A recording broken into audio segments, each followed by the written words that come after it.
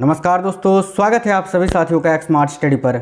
साथियों, आज है 3 दिसंबर 2025। आरआरबी ग्रुप डी का पेपर था। आज का सारे शिफ्ट का पेपर हो चुका है और आज के ऑल शिफ्ट के क्वेश्चन आंसर को इस वीडियो में डिस्कस करेंगे।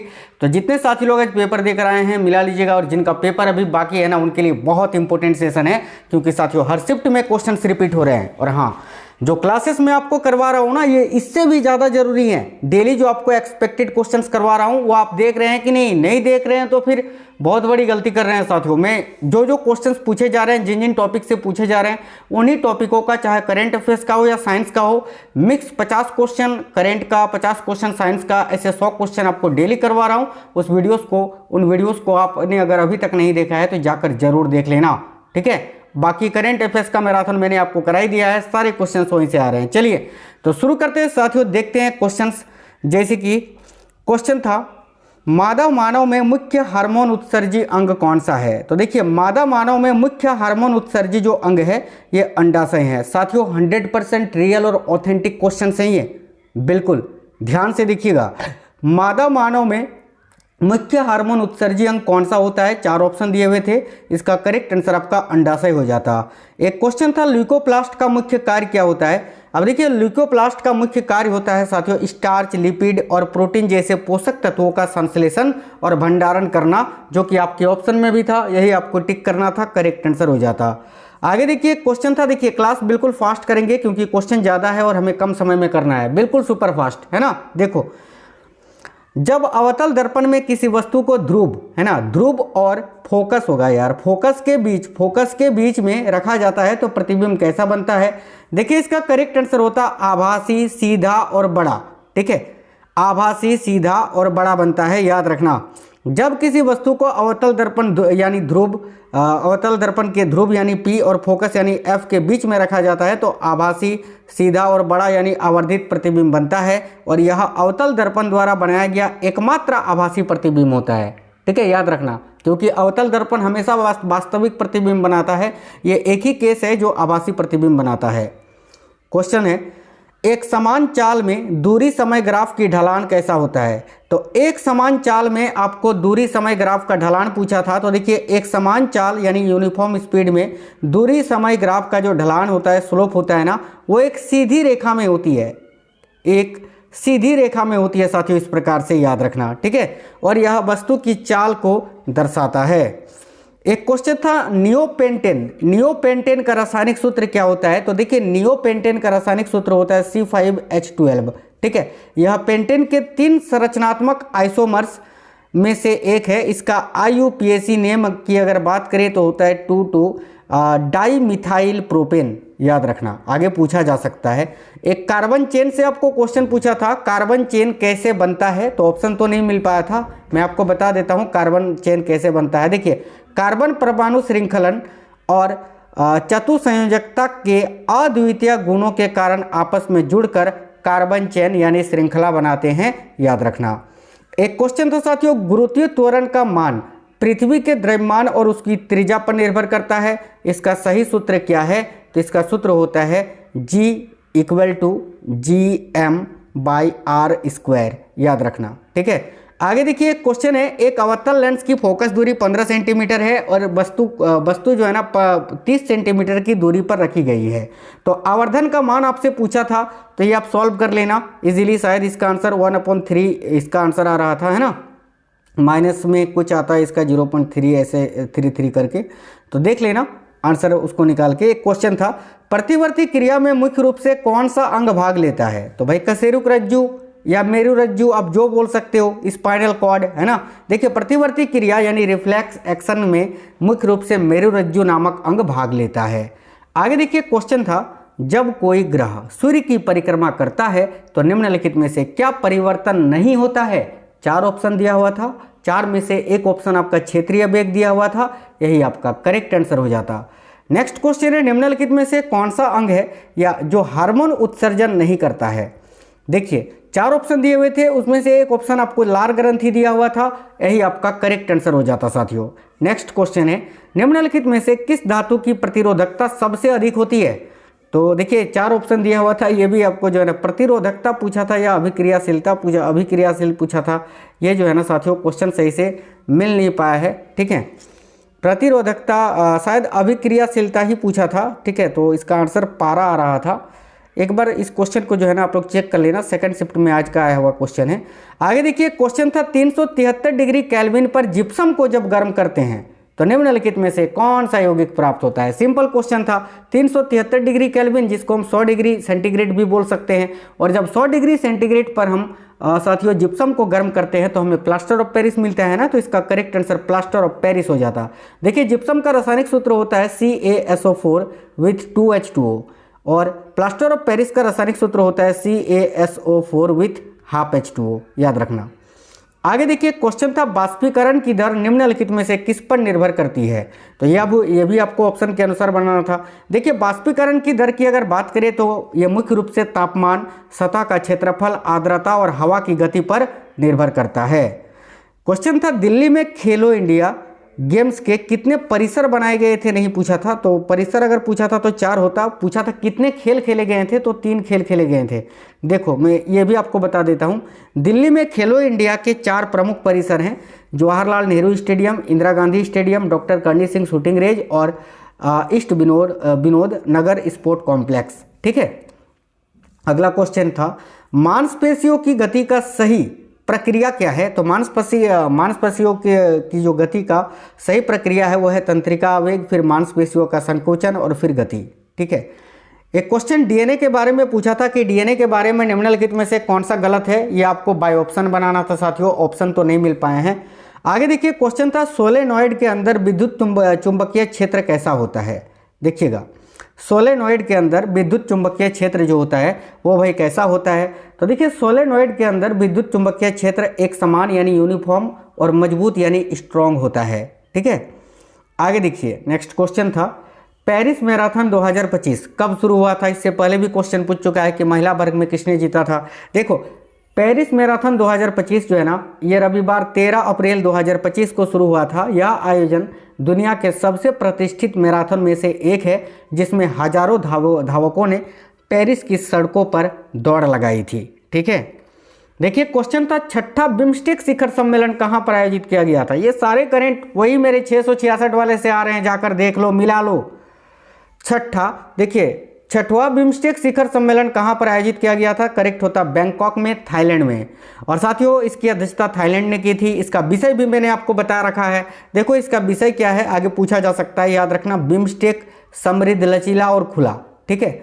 आगे देखिए क्वेश्चन था 2025 में आयोजित युद्ध अभ्यास सिम्बैक्स का कितनावा संस्करण था। यानी 2025 में ये जो युद्ध अभ्यास आयोजित हुआ था सिम्बैक्स, ये कितनावा संस्करण था। तो इसका करेक्ट आंसर होता 32वां संस्करण। साथियों ये जो सिम्बैक्स नामक युद्ध अभ्यास होता है ये भारत और श्रीलंका के बीच एक द्विपक्षीय अभ्यास है, ठीक है। देखिए यह जो अभ्यास है 28 जुलाई से 1 अगस्त 2025 के मध्य में आयोजित किया गया था, याद रखिएगा। नेक्स्ट क्वेश्चन था खेलो इंडिया यूथ गेम्स के दौरान दिल्ली में कुल कितने खेल आयोजित किए गए थे। तो इसका करेक्ट आंसर आपका 3 खेल हो जाता। जैसे कि देखिएगा खेलो इंडिया यूथ गेम्स 2025 के दौरान दिल्ली में 3 खेल जिम्नास्टिक, शूटिंग और साइकिलिंग आयोजित किए गए थे। ये खेल 2025 में बिहार में हुए खेलों के दौरान दिल्ली में आयोजित किए गए थे। हालांकि खेलो इंडिया यूथ गेम्स 2025 का जो कि 7वां संस्करण था यह बिहार में ही आयोजित हुआ था साथियों, याद रखना, ठीक है, बिहार में। लेकिन दिल्ली में ये 3 खेल खेले गए थे, ये भी आपको याद रखना है। अगस्त 2025 में आरबीआई ने किन 2 बैंकों को मर्ज करने की मंजूरी दी। तो देखिएगा अगस्त 2025 में आरबीआई ने न्यू इंडिया कोऑपरेटिव बैंक और सारस्वत कोऑपरेटिव बैंक के विलय को मंजूरी दी है। यह विलय 4 अगस्त 2025 से प्रभावी हुआ है, याद रखना। आगे देखिए क्वेश्चन था दिसंबर 2024 में निम्न में से कौन सा संविधान संशोधन विधेयक संसद में पेश किया गया था। तो इसका करेक्ट आंसर हो जाता 129वां संविधान संशोधन, ठीक है। देखिए दिसंबर 2024 में संविधान में 129वां संशोधन विधेयक 2024 संसद में पेश किया गया, जिसका उद्देश्य एक राष्ट्र एक चुनाव के सिद्धांत को लागू करना था, ठीक है। आगे देखिए क्वेश्चन था विश्व पर्यावरण दिवस जो कि प्रत्येक वर्ष 5 जून को मनाया जाता है, विश्व पर्यावरण दिवस 2025 के अवसर पर प्रधानमंत्री द्वारा शुरू किया गया अभियान का नाम क्या है? तो साथियों करेक्ट होता एक पेड़ माँ के नाम। इसके अलावा साथियों याद रखना इसी दिन एक राष्ट्र एक मिशन प्लास्टिक प्रदूषण का अंत नामक एक राष्ट्रव्यापी अभियान भी शुरू किया गया था। ठीक है, आगे देखिएगा, क्वेश्चन था 2025 में इंटरनेशनल बुकर प्राइज किसने जीता था? करेक्ट आंसर इसका बानू मुश्ताक हो जाता। क्वेश्चन रिपीटेड है, पहले भी पूछ चुका है। देखिए 2025 का अंतर्राष्ट्रीय बुकर प्राइज लेखक बानू मुश्ताक को उनकी पुस्तक हार्ट लैम्प के लिए दिया गया, जिसे दीपा भस्ती ने कन्नड़ से अंग्रेजी भाषा में अनुवाद किया था। साथियों ये टॉपिक पुरस्कार सम्मान मैंने कल ही आपको करा दिया है एक्समार्ट स्टडी 2.0 में।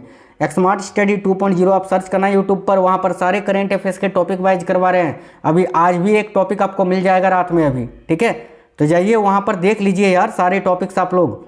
देखिए अगस्त 2025 में भारत सरकार द्वारा ब्रह्मा इसका फुल फॉर्म होता है ब्रह्मा रेल मैन्युफैक्चरिंग हब। ठीक है, ब्रह्मा औद्योगिक परियोजना की आधारशिला किस राज्य में रखी गई? तो इसका करेक्ट आंसर आपका मध्य प्रदेश हो जाता। देखिए अगस्त 2025 में भारत सरकार द्वारा ब्रह्मा रेल मैन्युफैक्चरिंग हब परियोजना की आधारशिला मध्य प्रदेश राज्य में रखी गई। यह परियोजना रायसेन जिले के उमरिया गांव में 1800 करोड़ की लागत से स्थापित की जाएगी, याद रखना। अगला क्वेश्चन जो पूछा है ये था कि विकसित भारत @2047 यानी 2047 विजन के अंतर्गत निम्नलिखित में से कौन सा अंतरिक्ष अभियान शामिल है? तो साथियों ऑप्शन के अनुसार बनाना था। एक ऑप्शन आपको गगनयान मिशन दिया हुआ था, तो यही आपका करेक्ट आंसर होता। देखिए ये जो साथियों विकसित भारत 2047 विजन है, इसके अंतर्गत कौन से अंतरिक्ष मिशन शामिल है देख लीजिए। एक तो Gaganyaan, follow on mission, Chandrayaan 4, इसके अलावा नेक्स्ट जनरेशन लॉन्च व्हीकल, इसके अलावा वीनस ऑर्बिटर मिशन, ये सभी शामिल हैं। ऑप्शन में गगनयान दिया हुआ था, आगे ये सब आगे के शिफ्टों में ये सब पूछा जा सकता है, इसलिए याद रखना। इसके अलावा याद रखना 2040 तक चंद्रमा पर एक भारतीय अंतरिक्ष यात्री को उतारना और 2035 तक भारतीय अंतरिक्ष स्टेशन को स्थापित करना, ये भी जो है इसका उद्देश्य है। एक क्वेश्चन था साथियों, पटौदी ट्रॉफी का नाम बदलकर एंडरसन तेंदुलकर ट्रॉफी जून 2025 में कर दिया गया। यह किससे संबंधित है? तो टेस्ट क्रिकेट से। मैंने कितनी बार ये पढ़ाया है आपको साथियों, अभी वो 666 वाले करंट अफेयर्स में भी ये सब क्वेश्चन था। देखिए देखो बताओ यार, बताओ ये सब क्वेश्चन पढ़ाए हैं कि नहीं। देखो अभी स्पोर्ट्स करंट अफेयर्स जाके उठा के देख लो, या मैराथन वाला करंट अफेयर्स 666 वाला देख लो, ये सारे क्वेश्चन मिलेंगे। 2025 एशियाई एथलेटिक्स चैंपियनशिप में 200 मीटर दौड़ में भारत के विजेता कौन है? तो अनिमेश कुजूर इस क्वेश्चन का करेक्ट आंसर हो जाता भाई। आगे देखो इसरो का 17वां मिशन कौन सा था? देखिए इसरो का जो 17वां मिशन था वो कौन सा था? देखिए भारतीय अंतरिक्ष अनुसंधान संगठन इसरो का 17वां यानी 17वां GSLV मिशन जो है वो था जियो सिक्रोनस सैटेलाइट लॉन्च व्हीकल, जो कि 17वां प्रक्षेपण था। यह मिशन 29 जनवरी 2025 को सफलतापूर्वक लॉन्च किया गया था साथियों। आगे देखिए क्वेश्चन था, एक पोषण स्तर से दूसरे पोषण स्तर तक ऊर्जा का लगभग कितना प्रतिशत स्थानांतरित होता है? मिक्स क्वेश्चन से, अब ये शायद पहले शिफ्ट के क्वेश्चन से, ध्यान से देखिए। आज ही के सारे क्वेश्चन हैं बिल्कुल 100% रियल और ऑथेंटिक। में कभी भी आपके साथ धोखाधड़ी या गलत चीज़ें नहीं करता हूँ, क्योंकि आज से नहीं है साथियों, 2018 से पढ़ा रहे हैं। अब तो 7 साल हो गया, बहुत दिन होते हैं। 7 साल एक जैसा चिल्लाना बोलना, समझ रहे हो ना? बिल्कुल याद रखना 10% इस क्वेश्चन का करेक्ट आंसर हो गया है, होगा आपका, है ना। एक पोषण स्तर, देखिए एक पोषण स्तर से दूसरे पोषण स्तर तक लगभग 10% ऊर्जा स्थानांतरित होती है।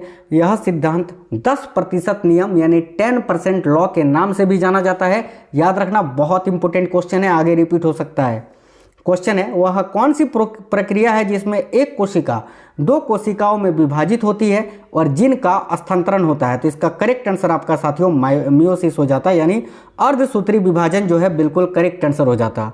देखिए इसमें होता है साथियों जिन स्थानांतरण जो होता है ना, क्रॉसिंग ओवर वह महत्वपूर्ण प्रक्रिया होती है जो अर्धसूत्री विभाजन 1 के दौरान होती है, याद रखना। नेक्स्ट क्वेश्चन देखिएगा, जब लेड नाइट्रेट और पोटासियम आयोडाइड के बीच अभिक्रिया के फलस्वरूप बनने वाला अवक्षेप, ये कल भी पूछा था, आज रिपीट हुआ था। इसका करेक्ट आंसर चमकीला पीला हो जाता।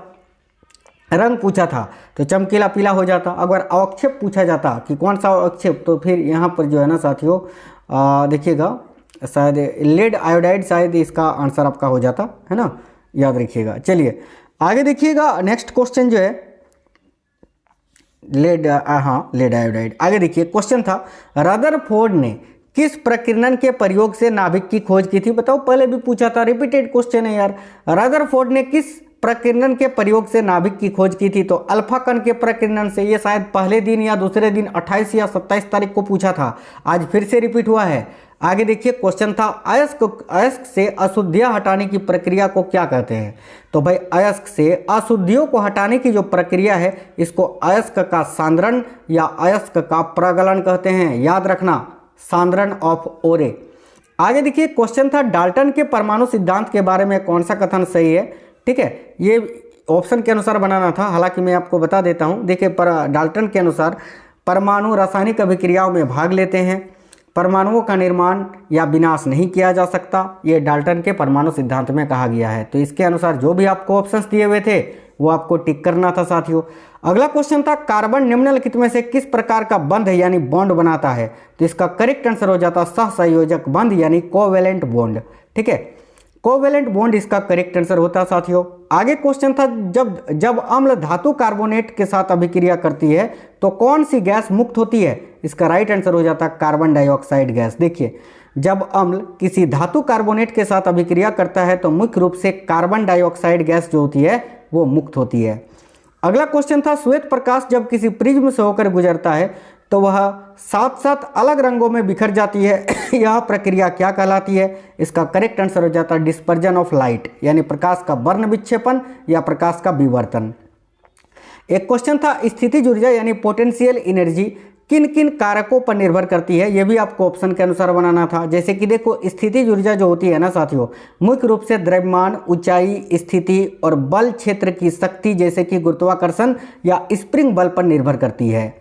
नेक्स्ट क्वेश्चन था, तेलंगाना के कांचा गालीबोबली भूमि विवाद किस विश्वविद्यालय से संबंधित है? तो इसका करेक्ट आंसर हो जाता है यूनिवर्सिटी ऑफ हैदराबाद यानी हैदराबाद विश्वविद्यालय से। नेक्स्ट क्वेश्चन था, यदि फेलोपियन ट्यूब अवरुद्ध यानी ब्लॉक्ड हो जाए तो निम्न में से कौन सी प्रक्रिया नहीं होगी? 4 ऑप्शन थे, उनमें से एक ऑप्शन आपका फर्टिलाइजेशन यानी निषेचन दिया हुआ था, यही आपका करेक्ट आंसर होता।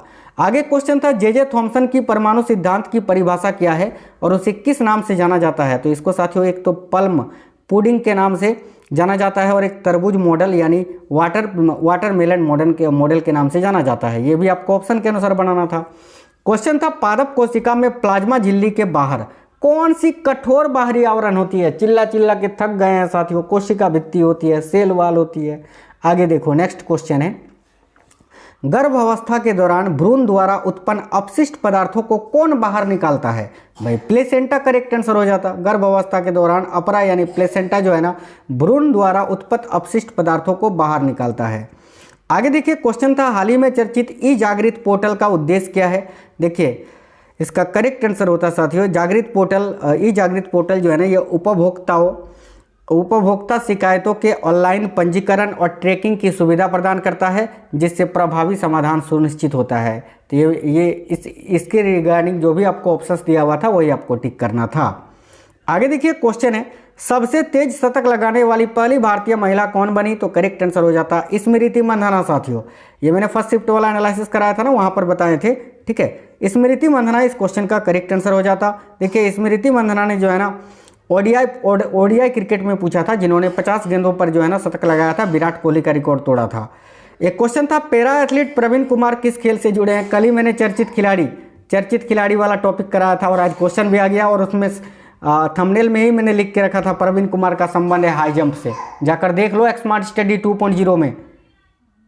ठीक है, तो याद रखिए प्रवीण कुमार ने जो है ना 2024 में पैरा ओलंपिक में पुरुषों की ऊंची कूद T64 श्रेणी में अभी स्वर्ण पदक जीता था, यानी हाई जंप से रिलेटेड है, ऊंची कूद से। इसके अलावा प्रवीण कुमार को जो है ना मेजर ध्यानचंद खेल रत्न पुरस्कार भी अभी हाल ही में 24-25 में दिया गया है। एक क्वेश्चन था, गरुड़ कृषि ड्रोन किस राज्य ने शुरू किया है? इसका करेक्ट आंसर होता है गरुड़ एरोस्पेस ने, जो कि साथियों तमिलनाडु में स्थित है। क्वेश्चन एग्जैक्ट ऐसा था कि कमलेश पासवान ने गरुड़ एरोस्पेस कृषि ड्रोन केंद्र का उद्घाटन कहाँ किया?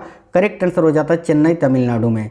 आगे देखिए क्वेश्चन था 2025 में विश्व स्वास्थ्य दिवस का थीम क्या था? इसका correct answer healthy beginning hopeful future था, यानी स्वस्थ शुरुआत आशापूर्ण भविष्य। आगे देखिए क्वेश्चन था पासेक्स युद्धाभ्यास 2025 भारत और किस देश के बीच हुआ, तो भारत और यूनाइटेड किंगडम के बीच ये आयोजित हुआ था, इसका करेक्ट आंसर हो जाता। और इसका उद्देश्य क्या था, तो नौसैनिक सहयोग और समुद्री सुरक्षा को मजबूत करना। साथियों आप लोग वीडियो को लाइक कर रहे हो ना, प्लीज़ लाइक करना, आपके लिए दिन रात मेहनत करते हैं, बस आप एक लाइक करते हैं उसी से हमें मोटिवेशन मिलती है। एक क्वेश्चन था केरल स्वास्थ्य विभाग के अनुसार केरल में प्राणी जनित रोग फैल रहा है, वह रोग कौन सा है। तो देखिए केरल में स्वास्थ्य विभाग के अनुसार दो मुख्य प्राणी जनित रोग फैल रहे हैं, एक तो आपका निपा वायरस और एक अमीबिक, देखिए अमीबिक मेनिंगो एनसेफलाइटिस, और यही आपको ऑप्शन में दिया हुआ था अमीबिक वाला, यही आपको चुनना था। आगे देखिए क्वेश्चन था ग्रामीण विकास मंत्रालय का LIC के साथ मिलकर बीमा सखी योजना के तहत कब तक पूर्ण करने की लक्ष्य रखा गया है, तो इसका करेक्ट आंसर हो जाता 2047 तक। देखिए ग्रामीण विकास मंत्रालय का LIC के साथ मिलकर बीमा सखी योजना के तहत 2047 तक सभी के लिए बीमा का लक्ष्य रखा गया है, याद रखना। आगे देखिए क्वेश्चन था 10 बार होगा, 10 बार से ज़्यादा आईफा अवार्ड जीतने वाली फिल्म का नाम क्या है, तो इसका करेक्ट आंसर हो जाता साथियों लापता लेडीज़ मूवी। देखिए 10 से ज़्यादा आईफा अवार्ड जीतने वाली जो फिल्म का नाम है वह लापता लेडीज़, किरण राव द्वारा निर्देशित किया गया है यह फिल्म, और इस फिल्म ने 2025 में हुए 25वें आईफा अवार्ड में कुल 10 पुरस्कार जीते हैं, याद रखना। नेक्स्ट क्वेश्चन था 2025 में कौन से शहर से यातायात पुलिस ने वाहन चालकों के लिए ध्वनि प्रदूषण के खिलाफ जागरूकता अभियान चलाया। 4 ऑप्शन थे, एक ऑप्शन आपका पुणे था, यही आपका करेक्ट होगा। हालांकि कौन कौन से शहरों में यह अभियान चलाया गया है देख लीजिए। 2025 में रीवा, बेंगलुरु, रायगढ़, पुणे और बोकारो जैसे शहरों की यातायात पुलिस ने वाहन चालकों के लिए ध्वनि प्रदूषण के खिलाफ जागरूकता अभियान चलाया था। एक क्वेश्चन था दिल्ली NCR में ग्रेप 1 चरण का वायु गुणवत्ता सूचकांक खराब श्रेणी में रखा गया, यह कब लागू हुआ, तो देखिए इसका करेक्ट आंसर हो जाता 14 अक्टूबर, है ना, 14 अक्टूबर 2025 को। देखिए दिल्ली NCR में ग्रेप 1 चरण जब AQI 2001 से 300 के बीच खराब श्रेणी में पहुंच गया, तो इसे 14 अक्टूबर 2025 को तत्काल प्रभाव से लागू किया गया था। एक क्वेश्चन था भारत और किर्गिस्तान के बीच पूर्व द्विपक्षीय संधि कब हुई थी। देखिए करेक्ट आंसर इसका जो है ना साथियों, देखिए इसके बारे में आपको बता देते हैं, कब लागू हुई थी पूछा था तो 5 जून 2025 हो जाता। देखिए भारत और किर्गिस्तान के बीच सबसे पहले 12 मई 2000 को एक द्विपक्षीय निवेश संधि हुई थी। यह संधि जून 2019 में हस्ताक्षरित हुई और 5 जून 2025 को लागू हुई थी। एक सैटेलाइट कोई GSL 17 करके दिया हुआ था, ये क्वेश्चन का लैंग्वेज सही से मिल नहीं पाया था तो इसको स्किप ही करते हैं। आगे देखिए क्वेश्चन था साथियों मध्य क्षेत्रीय परिषद की 25वीं बैठक की अध्यक्षता किसने की थी, इसका करेक्ट आंसर आपका अमित शाह हो जाता। केंद्रीय गृह मंत्री और सहकारिता मंत्री श्री अमित शाह ने आज वाराणसी उत्तर प्रदेश में मध्य क्षेत्रीय परिषद की 25वीं बैठक की अध्यक्षता की थी, याद रखना। एक क्वेश्चन था जनवरी 2025 में खाद्य उपभोक्ता मामलों के मुख्य उद्देश्य क्या थे। देखिए जनवरी 2025 के खाद्य उपभोक्ता मामलों के मुख्य उद्देश्य साथियों खाद्य सुरक्षा बढ़ाना, कीमतें स्थिर करना, इथेनॉल उत्पादन को बढ़ावा देना और खाद्य तेल उद्योगों में पारदर्शिता लाना। इनमें से जो भी आपको ऑप्शंस दिया हुआ था वो आपका करेक्ट आंसर होता। एक क्वेश्चन था 12 जून 2025 को वीडियो आधारित KYC किस बैंक ने स्टार्ट की थी, ठीक है। देखिए तो साथियों ये भी आपको ऑप्शन के अनुसार बनाना था, ठीक है। ये इसका आंसर शायद पंजाब नेशनल बैंक हो जाता साथियों, एक बार इसको आप देख लेना, है ना। आगे देखिए क्वेश्चन था संयुक्त राष्ट्र सतत विकास समाधान नेटवर्क में भारत की 2025 की रैंक क्या थी, तो 99 इस क्वेश्चन का करेक्ट आंसर हो जाता। देखिए संयुक्त राष्ट्र सतत विकास समाधान नेटवर्क की 2025 के रिपोर्ट के अनुसार भारत 167 देशों में, ठीक है, 99वें स्थान पर है। यह पहली बार है जब भारत सतत विकास लक्ष्य सूचकांक में 100 देशों में शामिल हुआ है साथियों, ठीक है। आगे देखिए क्वेश्चन था नाइटहुड की उपाधि जिन्होंने 188, देखिए अभी क्वेश्चन ऐसा था कि 2025 में इनमें से किसको नाइटहुड की उपाधि दी गई, जिन्होंने 188 टेस्ट मैचों में 704 विकेट लिए हैं, तो इसका करेक्ट आंसर आपका जेम्स एंडरसन हो जाता जो कि इंग्लैंड के हैं साथियों। देखिए थर्ड शिफ्ट की बात करें तो थर्ड शिफ्ट के साथ ज़्यादा क्वेश्चन मिल नहीं पाए हैं। थर्ड शिफ्ट का मैं एक अलग से क्लास आपको करा दूंगा या कल फर्स्ट शिफ्ट का एनालिसिस आएगा उसमें ऐड करके आपको बता दूंगा। बाकी दोनों शिफ्टों के मैंने आपको करा दिए सारे क्वेश्चन। और देखिए इससे ज़्यादा जरूरी हुआ है जो मैं आपके लिए कर रहा हूँ डेली एक्सपेक्टेड वाले, आज भी कराया है पूरे 100 क्वेश्चन का, जिसमें 50 क्वेश्चन साइंस है, 50 क्वेश्चन सबका करेंट अफेयर्स है, जाकर देख लो भाई इसी चैनल में। और टॉपिक वाइज अगर आपको करंट अफेयर्स पढ़ने हैं तो स्मार्ट स्टडी 2.0 है ना आपके लिए जिंदाबाद। यहाँ पर जाओ ना आप, सारे टॉपिक्स मिलेंगे, डेली करा भी रहा हूँ, सभी साथी जाकर यहाँ से टॉपिक्स अपना कवर कर सकते हैं। यहाँ पर मैराथन करेंट अफेयर्स भी करा रखे हैं यार, अभी पिछले 6 महीने का कराया था, कल या परसों ही मैंने कराया था, जाकर देख लो। पुरस्कार सम्मान कराया है, नियुक्तियाँ कराया है। आज एक टॉपिक करा दूंगा रात में, स्पोर्ट्स करेंट अफेयर्स कराए हैं, इंडेक्स आपको वहाँ पड़े हुए हैं, युद्ध अभ्यास पड़े हुए हैं, प्रमुख ऑपरेशन पड़े हुए हैं, जो आप खोजेगा वो मिल जाएगा वहाँ। ठीक है, तो साथियों वीडियो को लाइक करिए और कमेंट बॉक्स में कमेंट करके जरूर बताना आपका पेपर कब है और किस शिफ्ट में है। ठीक है, चलिए तो मिलते हैं नेक्स्ट वीडियो में आपसे साथियों। जय हिंद, वंदे मातरम।